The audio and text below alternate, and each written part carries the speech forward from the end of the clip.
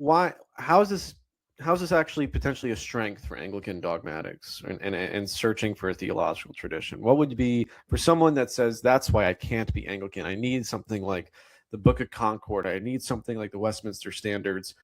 For someone like that, what would you say as to how this is potentially a strength for Anglicanism? That okay, we have the formularies. They're not as specific, but they do give guardrails. We don't have these figures necessarily in terms of dogmatics, but why might that be a strength? Yeah.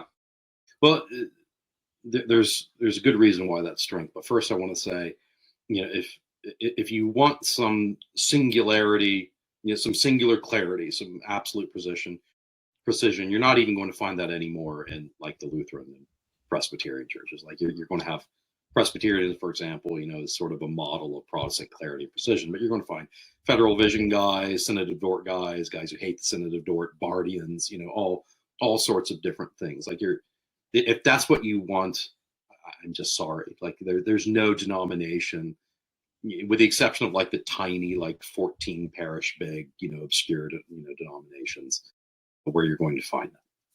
So I'm sorry for your luck on that front.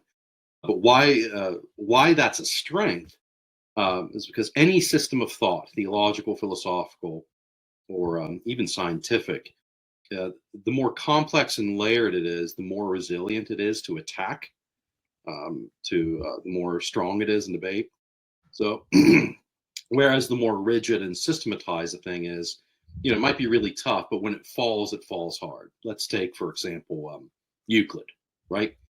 Euclid, you have this, you have your five postulates, or your five common notions, your axioms, and all those sorts of things. And the whole system just flows from out of those, right? It's neat, it's tidy, it's deductive. There's no lack of clarity or precision to it. It's mathematically precise, right? But then when you discover, with the parallel postulate, the fifth postulate, that there's certain, there's spaces where that doesn't really apply. And then, well, then you get Lobachevskian and Riemannian geometry, and now Euclid's geometry is, it's not false in the strict sense, but I mean, it fell pretty hard, in the 19th century. Newton's mechanics was like this as well, right? You had a few fundamental laws, you have your corpuscles, your material bodies that they apply to, and the system sort of flows from out of that. But once you discover subatomic particles, like the system crashes really hard. Now people study string theory and quantum mechanics, um, all that sort of thing. So, and the same thing happens in theological traditions. The Lutheran Orthodox, this happened in Lutheranism. The Lutheran Orthodox tradition was, especially with Quenstedt, who's sort of the capstone figure, following, like Chemnitz and Gerhard, right? He's the guy that sort of finishes the project. His dogmatics works were so rigorously precise, so systematic, and so well structured.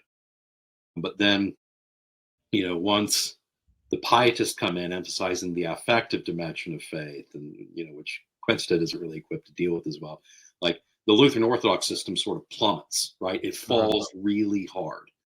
So having something that's less rigorous and less systematic actually makes it more resilient. And I think that's one of Anglicanism's great strengths. Anglicanism just weathered the Enlightenment, higher criticism, all those things much better than those other more rigid traditions. Yeah, I think that's helpful. That it gives it some strength in areas that one might not at first think